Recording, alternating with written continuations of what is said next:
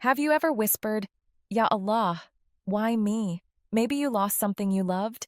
Maybe you feel alone even in a crowded room. Maybe you tried your best, and life still hit you hard.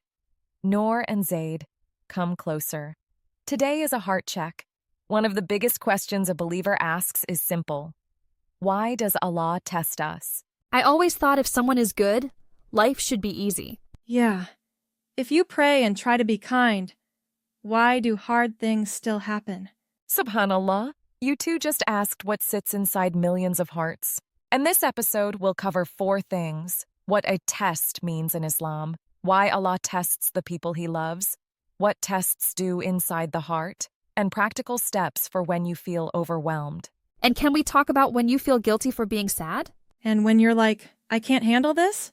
Yes, we'll talk about that too. Allah did not create this dunya as Jannah. This world is a testing ground, an exam hall.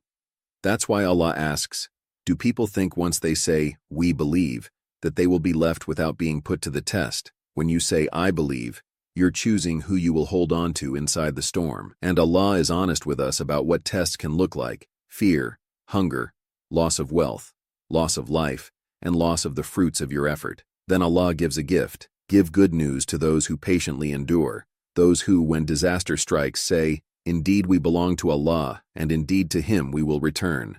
So, tests are actually promised? Yes, promised. Not to break you so you don't get fooled by dunya. If everything was always easy, you might think this world is your home, but you're a traveler. Your home is Jannah.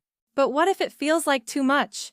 Then remember another promise. Allah does not burden a soul beyond its capacity. That doesn't mean you feel strong. It means Allah already knows the strength He placed inside you and the help He will send to you.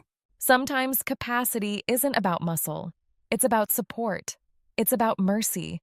It's about doors Allah opens at the exact second you would have collapsed. Here's a mistake many people make. They think hardship means Allah is angry and ease means Allah is pleased. But life is not that simple. Sometimes ease is also a test, because not everyone stays grateful when life is smooth. Wait, ease can be a test? Yes, some people remember Allah in pain, but forget Him in comfort. So both can reveal what's inside.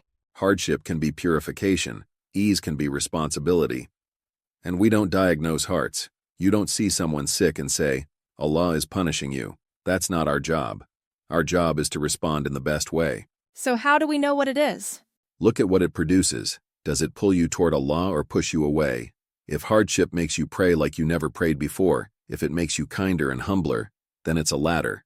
If ease makes you generous and grateful, also a ladder. But if either one makes you arrogant or careless, that's a danger sign. Noor, Zaid, do you know who was tested the most? The worst people? No, the best. The Prophet Muhammad, peace be upon him, taught that the people most severely tested are the prophets, then those closest to them in righteousness. Each person tested according to the strength of their faith. So, if someone is tested more, it might mean Allah wants good for them?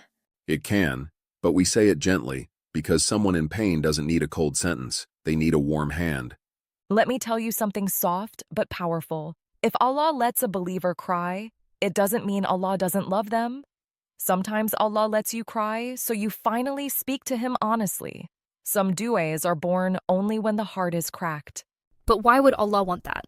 Because you were created to know Him. Hardship can remove distractions that keep you distant. Another mercy people forget. Tests can wipe away sins. The Prophet, peace be upon him, said that no fatigue, disease, sorrow, sadness, hurt, or distress touches a Muslim, even the prick of a thorn, except that Allah expiates some of their sins through it. Even a thorn? Even a thorn. So your pain is not meaningless if you carry it with patience and turn to Allah. This changes everything. It means your tears are not invisible. Your struggle is not forgotten. It is being counted with mercy. Think of Prophet Ayub, peace be upon him. He was not tested because he was weak. He was tested because his faith was strong. He lost health until people avoided him. He lost comfort until even simple things felt heavy. Shaitan whispered, "Where is your Lord now?" But Ayub did not throw his imaan away. He spoke to Allah with adab, not demands. He asked with humility, "My Lord, harm has touched me. and you are the most merciful of those who show mercy." Then Allah gave him relief, restored his strength, and returned blessings to him. The lesson is not that relief always comes instantly. The lesson is that imaan can stay alive even in long pain. And that's why the Prophet, peace be upon him, taught that when Allah loves a people, He tests them. So the test becomes a door, not a wall. So even prophets felt pain, but they didn't give up? Exactly. Tears are human. Walking away from Allah is the danger. But sometimes people say, be patient, and it feels like they're saying, don't feel. That's not sabr. Sabr is not pretending. Sabr is feeling the weight and still refusing to let go of Allah. Sabr is saying, Ya Allah, I'm weak, but I'm still your servant. Allah repeats a promise. Indeed, with hardship comes ease. But sometimes ease feels far away. True, because ease doesn't always arrive as everything is fixed. Sometimes ease arrives as strength in your chest, or a door opening you couldn't imagine, or Allah protecting you from something worse. And sometimes ease is Jannah itself. Because not every hardship is fully solved in this dunya, but none of it will be unpaid. So the believer is never losing. That's why the Prophet, peace be upon him, described the believer's situation as amazing. When something good happens, they are grateful, and it's good for them. When hardship hits, they are patient, and it's good for them. Noor, tell me one thing you learned. That tests don't mean Allah hates you, and that sadness isn't haram. It matters what I do with it. Beautiful. Zaid? That this world is an exam, not Jannah, and hardship can be Allah cleaning you, not crushing you. And one more. Never compare your inside to someone else's outside. Allah knows every hidden struggle. Here are 5 practical steps for hard days. First, name the test in dua. Be specific. Ya Allah, help me with my fear. Ya Allah, help me with this debt. Ya Allah, heal my heart. Second, pray even if you feel numb. Even 2 rak'ah. Salah is a lifeline. Third, say the words Allah taught in calamity. Inna lillahi wa inna ilayhi raji'un. It's a reset. I belong to Allah, so I am not abandoned. Fourth, keep small dhikr in your day. When the mind spirals, let the tongue be steady. Fifth, reach for halal support. Speak to trusted family, a scholar, and professionals when needed. Islam does not teach you to suffer in silence. And if you're in a season where your best is small, where your smile feels forced, Allah still sees your effort. Sometimes your worship is simply getting up again. What if someone feels angry at Allah?